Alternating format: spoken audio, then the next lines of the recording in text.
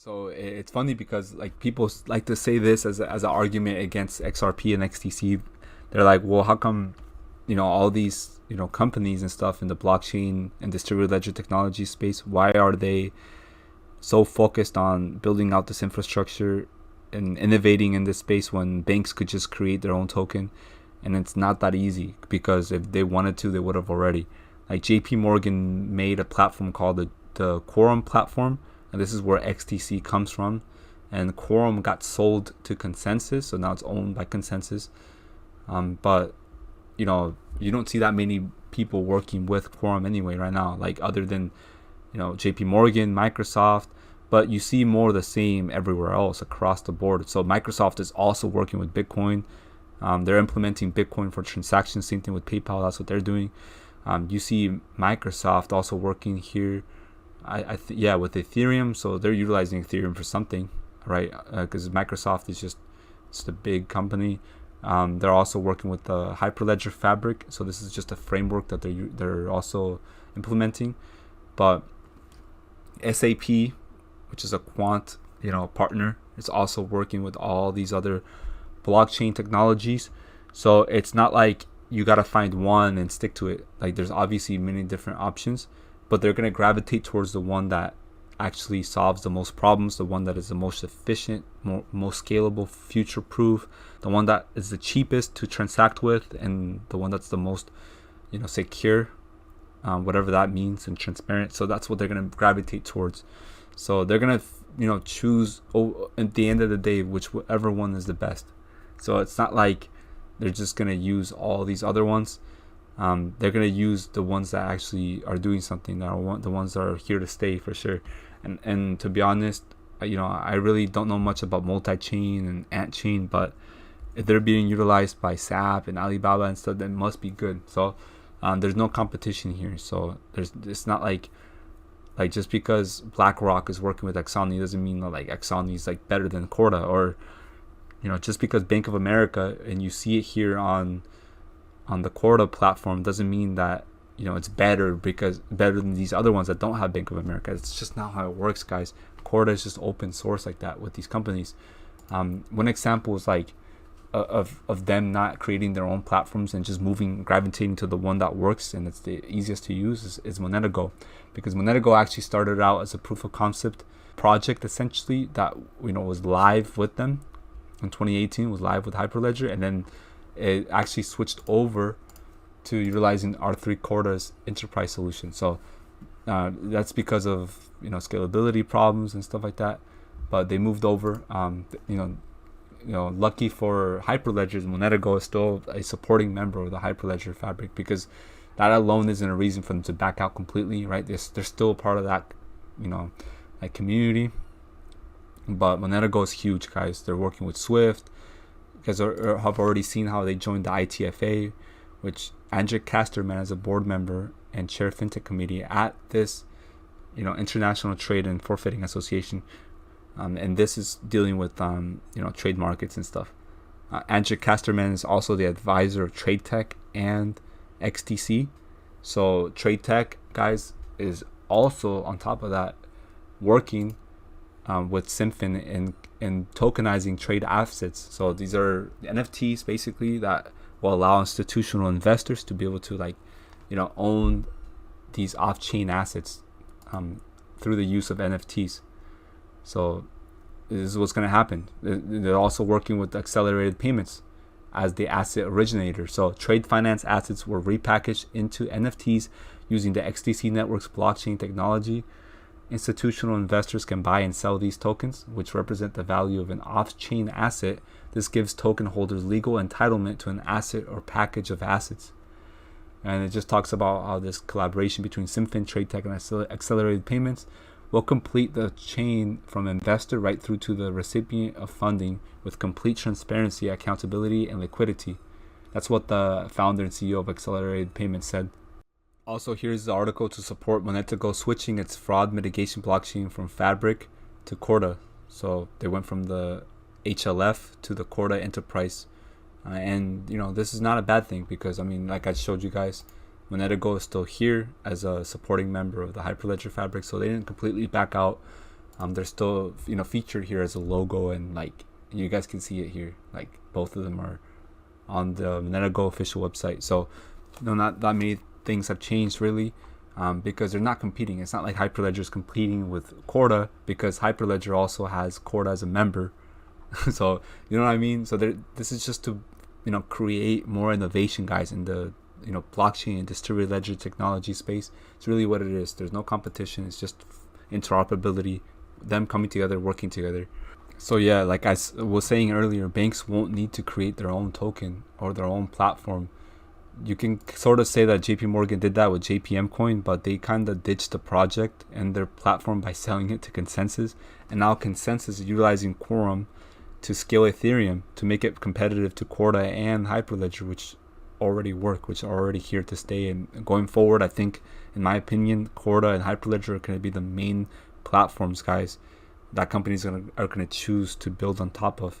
Because with Hyperledger, you have almost every one of these organizations here that are connected to it, and it's just basically a community for like, it's a legal marketing and blockchain community. That's really what Hyperledger is. It's just like a consortium. It's not really it's more of a consortium and community than it is like a blockchain platform, because the better one is obviously Corda. So that's why MonetaGo ditched Hyperledger and building on top of that, and instead is working with the Corda enterprise. So this is why I think that Corda is going to be much better. It's utilizing XRP and XDC. So banks will need XDC and XRP because the platforms that they will choose to work with are implementing them already. Anytime that a company like works with Corda, they're utilizing XRP and XDC. Whether indirectly or directly, they're still going to end up having to use it somehow. If they're going to use that for trade finance use case or cross-border payments or CBDCs, doesn't matter. But this is what Rosie Rio said. She's the one that designed the $100 note. She's the ex-treasurer of the United States. But she said that while Ripple is committed to the cross-border use case, developers globally every day are pursuing other use cases, including store of value, medium of exchange, and for multiple blockchains and cryptos. So the reason why I'm actually mentioning her tweet is because as soon as she mentioned that developers globally every day are pursuing other use cases, including stores of value, medium of exchange, this counts as another use case. And 2 days after Rosie Rio's tweet on September 29th, Ripple launched their $250 million NFT fund to pursue new use cases for NFTs on their ledger. And a day after she tweeted this, guess what? Tradeteq and XDC announced their first trade finance NFT transaction. So that's the connection I'm trying to make between this tweet and these two similar events that took place between these companies. Hopefully y'all can make sense of that. So XINFIN actually partnered with the Blockchain Intelligence Group, or the BIGG Digital Assets Inc. And this is what this partnership will do. Basically, they are tokenizing platforms running on the XDC network, especially those supporting trade finance instruments, will eventually invite competition among financiers and emerging DeFi ecosystems. This is what the Director of Ecosystem Development of North America, XINFIN, said. These competitive platforms will provide more visibility to SMEs, create better opportunities to fund projects, and facilitate better rates for participants. To accelerate the adoption of this technology, our efforts to increase transparency must match our efforts to further innovation. So Blockchain Intelligence Group will support XDC addresses and transactions on its crypto investigation platform, QLUE. So customers will have the ability to query for address and transaction scores, flags, and entities using BitRank. So these developments reflect the XDC network's efforts to increase blockchain accountability, even on the protocol level. So this recently published white paper, which is the XINFIN white paper of their upgrade to their decentralized consensus engine, or the XDPOS 2.0, and forecast a network with forensics capabilities, accountability, and attributability.